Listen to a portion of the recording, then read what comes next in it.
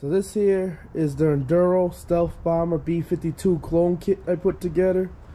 And yes, you can buy the frame, this part here separate, that's about $500 and something right there. Then you gotta buy your hub motor, whatever controller you're using, and the battery pack. Battery pack being the most expensive, because if you get a pre-built one, for example, for a good Panasonic 40 amp hour, you're gonna spend over $1,000 just on the battery pack by itself, so it does get pricey. This case here, that's what I did. I went the Panasonic 40 amp hour battery with the 120 amp connector on the top and stuff. One day I'm actually gonna take this apart because I gotta take the battery apart when I do decide to store this thing for the winter, but for now it's in here. The controller I have mounted in here. I did try to get the controller in here and I was hoping it would fit in here, but it won't, and I'll show you why. Because when you deal with these sabotage controllers, you can see right there, that's a no-go. So the only way I was able to get it fit, I was able to actually get it mounted upside down in there, and I'll show you that once I take it apart. But yeah, those controllers are quite big, but they're good controllers and stuff like that, because you can actually go ahead and, you know, do phase current and all that other stuff to get the motor run efficient and stuff like that. And it's a pretty efficient controller, I will give it that. It's been pretty good. Plus you can get the these sabotage controllers right here. You can get the Bluetooth adapter, and you don't even really need a computer. You can actually do it through your Android or iPhone and set the parameters and stuff like that too. So you do want to invest in that programming cable and stuff. Now another thing that I went ahead and did, you can see I went with the bigger rotors, of course. They went with the Logan brakes. I'm thinking about upgrading these to quad pistons down the road, which I'll do a separate video on how to actually install hydraulic brakes and stuff. But they actually been pretty good. They use the Tektro style brake pads, as you can see. They've been pretty good, but the ones I really like are the ones that are quad pistons, which I tried, which actually do really good. I got them on another bike and they've been doing good too. Now the KKE forks, you gotta buy those separate. For the fork and rear shock, you're gonna spend about $400 or $500 on them, but it's been pretty good. I haven't gotten the pogo stick effect, which is when you stop really fast and it bottoms out, or if you're going off-roading on a jump where it bottoms out really bad too. It's actually been very good. I'm actually quite happy with this fork. You know, you could also do Fox, you could do different brand forks, you could do much better forks if you want to, but you're gonna spend some money on it. But it depends on what you want. These are not that cheap either. These were actually pretty expensive too as well, but they've been doing pretty good. Now as far as the light, I went with a 12-volt light system, which is actually supposed to be for like a scooter or a motorcycle. And what I did was I put a DC to DC inverter in there. That way then I can also use turn signals and everything else, which I got on the back too, which is kind of dirty now because like I said, I've been riding it. But it's been pretty good. You know what I mean? The seat's okay. You can get different, which I do have the different mount, which you gotta spend about $100 on, but you can get the one that allows you to use a regular bicycle seat. The problem was when I mounted that on there, the bicycle seat sat a little bit too high, so I couldn't mount the bike properly. Even if I leaned it over all the way, it was hard to mount. It was just too high, so I'm gonna have to modify it where I cut the tube down or something, or put this down one notch over, then that way it'll be perfect pretty much, and then I can have some adjustment on it. But I took that back off now.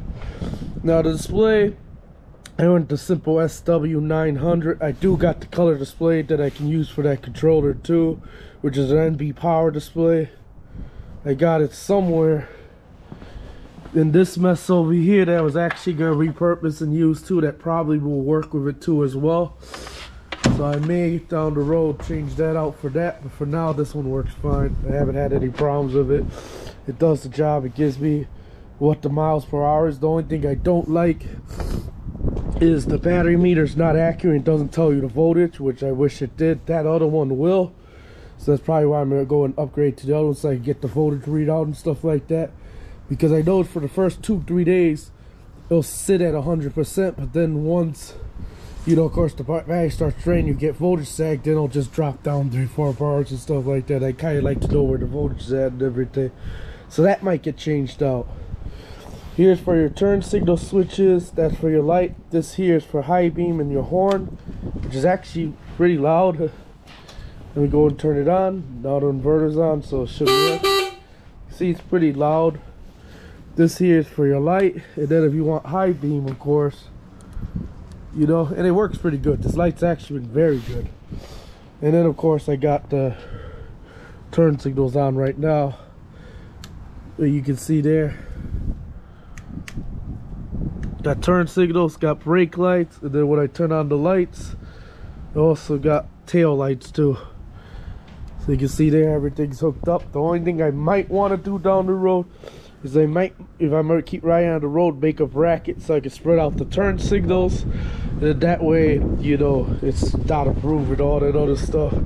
Down the road, I'm probably gonna go motorcycle tires and stuff like that. But let's go ahead. I'm gonna go ahead and hop on this thing, and we're gonna take it for a commute. So let's go ahead and go for a commute on the Enduro Stealth Bomber B52 clone kit that I built. So go and turn the power on. Just power level PS3. So let's go ahead and go. A little bit icy out here today too. It did snow a little bit yesterday, but most of it didn't stick. So here you go. Yeah, it's pretty good. You can ride these bikes because the fat tire, 4.0 inch tire, so you can pretty much ride them all year round. Just gotta get the right study tires and stuff like that. You don't need ridiculously study tires, but you need enough so it gets through the ice and snow. But you'll be able to ride them all winter long and stuff like that, as long as you have the appropriate gear and so forth. Down the road in videos I'll be doing later on, I'm gonna go ahead and do videos actually doing a build. The next one's probably gonna be a Super 73 build, but we're putting 3,000 watt hub motor on it with an actual sabotage controller and stuff like that on there, and a 72 volt battery pack. So when I do the videos on that one, I'll break it up in sections, like battery pack built, of course, and stuff like that. I'll show you how to determine the thickness of the nickel plating, to the quality of cells that you should use, what type of EMS you should put in there, and everything else. And I'll try to explain it as best as I could in detail, of course. But let me go ahead and get on this trail right over here. So we'll go and take 2 trails down over here, and hopefully I got the GoPro actually angled properly, because it's a new GoPro where you could actually see in front, not just on the bike. But overall, once I start doing the video series, I'll do videos on how to select hub motors, like the dropout spacing, all that stuff, because that's what a lot of people I notice that gets wrong, including some friends. He's the one that kind of convinced me to do videos on how to build e-bikes and stuff, because I kind of helped him out on his build when I did it, because he was ordering wrong hub motors with the wrong dropout spacing and everything else like that. And I was like kind of able to lead him in the direction. I even showed him how to space out and stretch the frame if you had to for a rider dropout and so forth, and then how to measure out if you want to get the exact one. So I figure I'm gonna go and do videos to explain that, so other people also know how to do it too. But also the other videos I'm probably gonna do down the road is like essentially how to fix the hub motors and stuff like that, because a lot of people, what they do is they crash the e-bike, and because the phase wires on certain hub motors and stuff stick out at the end of the axle, they end up rubbing out the axle, and then it shorts out the phase cables, or they break a hall cable and stuff like that. And then of course your motor will make a light grounding, like it's grinding the gears and stuff like that. That's because your phase is either shorted, or one of the actual phase wires came completely disconnected and stuff like that. So I'll show you how to tear down those motors, get the silicone out of that axle, and then go ahead and actually put a whole entire new phase cable and stuff like that. Or if you just need to simply just switch it out because you're going to use a different type of controller and stuff, I'll show you how to do all that. And also another video, I'll show you how to program the sabotage controllers and stuff like that, depending on, of course, your battery, BMS, and the motor type you're using, how to set it up, where to mount it. I usually like to mount them outside the frame typically, because then they keep cool better that way and you can push them harder. But on this one here, the bike I'm riding right now, I got it inside the frame because that's the only spot that I could actually fit it in. But down the road, if I do get a bigger controller, I'll probably just slot it out or something like that. The only problem is the battery pack's so big, it probably won't fit in there like that. I'll probably have to do some heavy modifications to get it to fit this time around, so I have to be careful with that. It's something I look at. Thankfully, it hasn't overheated on me. I've been able to push it up to 60 miles an hour and it still does pretty good. It still stays pretty cool. It doesn't get really warm at all, actually. Even during the summertime when I was actually riding this thing on hotter days, it actually did really good, you know what I mean? So here you go, we're gonna take the street a little bit. And we'll do some street action too, like where we're going really fast and stuff like that. For now, I'm just gonna get on this other trail, so let's go ahead and get over here.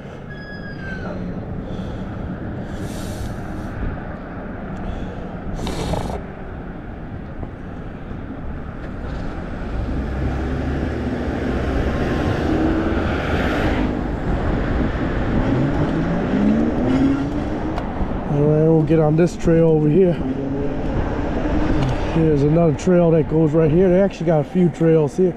They got ones that go all the way up to Whiting and everywhere else too and stuff like that. It's pretty nice trails. They upgraded them.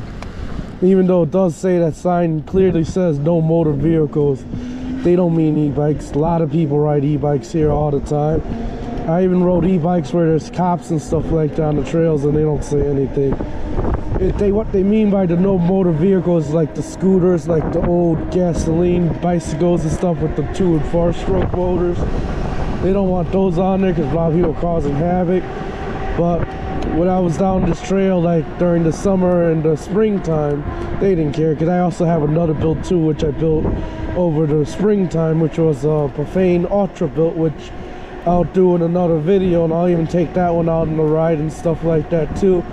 That one's kind of my favorite because it's mid-drive, and it also is too built by Arista Motors, because I had them custom put a mid-drive instead of their hub motors that they typically put on their bikes. I was able to contact the manufacturer because I ordered a lot of bikes from them, and I was able to request them to put a mid-drive on there. It did a really good job. I haven't had no chain jump on it.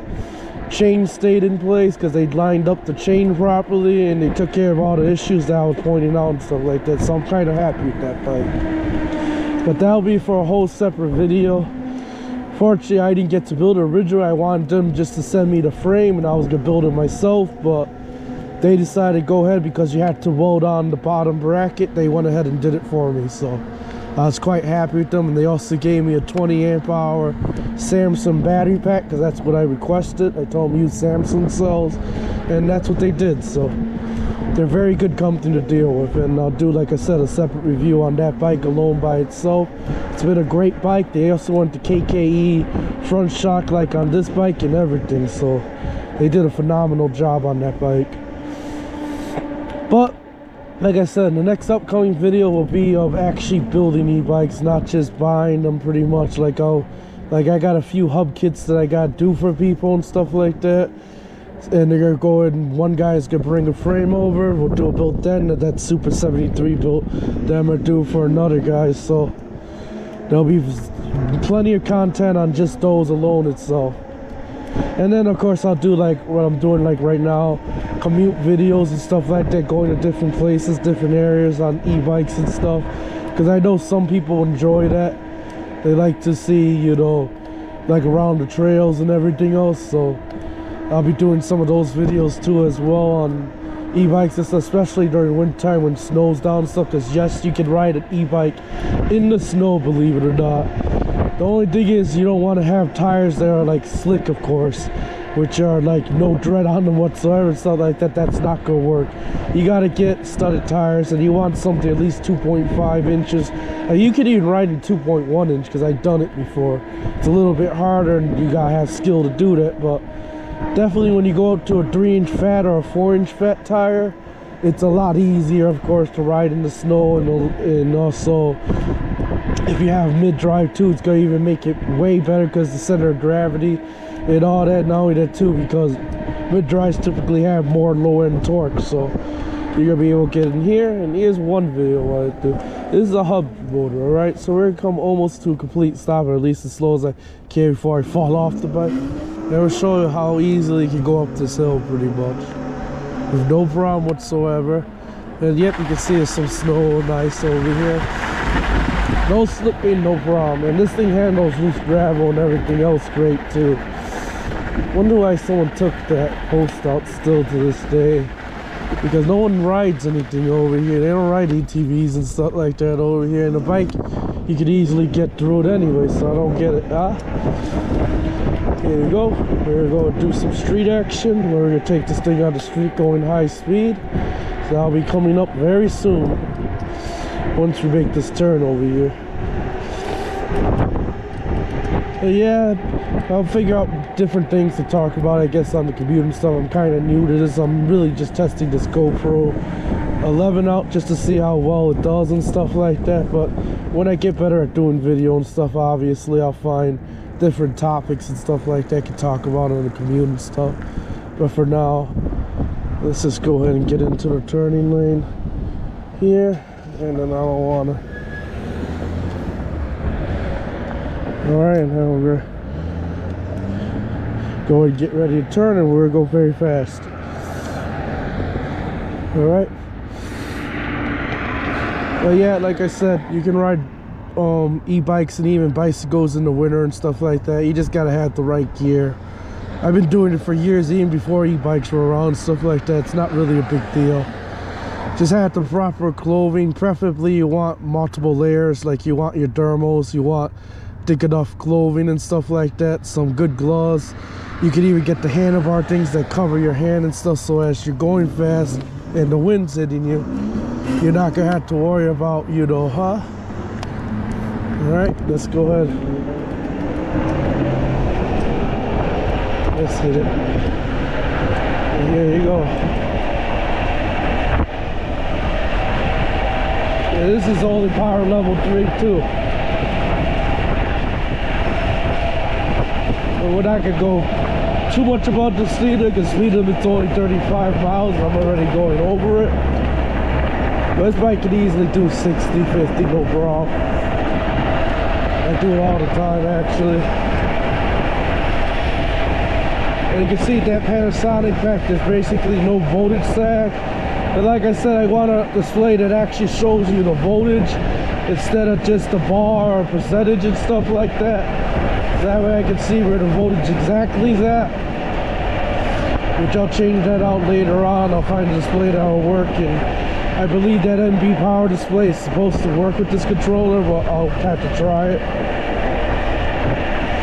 If not, I do got another sabotage controller I can throw in here, that'll work fine. Always go true sine rate controllers because they're much more quieter. The only thing you're really hearing right now is actually the tire.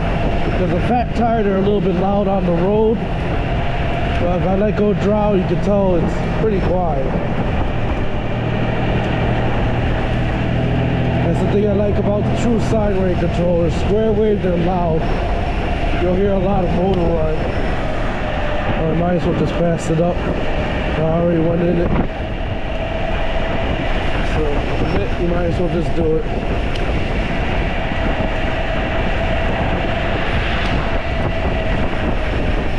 And here you go. And we'll go ahead and take this street. That will take some sidewalk too. Alright. But you can see this bike goes, and that was only like pretty much half throttle, not even really on the throttle like crazy. We'll go ahead and go on the sidewalk here too, because we'll take some sidewalk down, I guess. Why not, huh? We're gonna turn the turn signal off, of course, too. That's one of the reasons why I want to get the wider turn signals so cars and stuff can see you too easier and stuff like that. Plus that's the way it's supposed to be on motorcycle. They got to be spaced a certain distance and everything else. Like I said, this The front fork's actually been pretty good, surprisingly. I've taken a little bit off-roading here and there, and it doesn't do that pogo stick that I hate. A lot of cheaper forks, you'll get that pogo stick effect, where if you go like at a real quick stop, or you know, go over a very bumpy road and stuff like that, they'll bottom out and stuff like that. That's what cheap forks do, and they also can snap and break, of course, if you go doing any type of downhill action and stuff. But this one's actually been pretty good. I haven't had no problems with it, or no complaints at least. They're able to set the rebound and everything else on it. It's done very, very well. Here you go. And this will probably be pretty much the end of the commute, pretty much.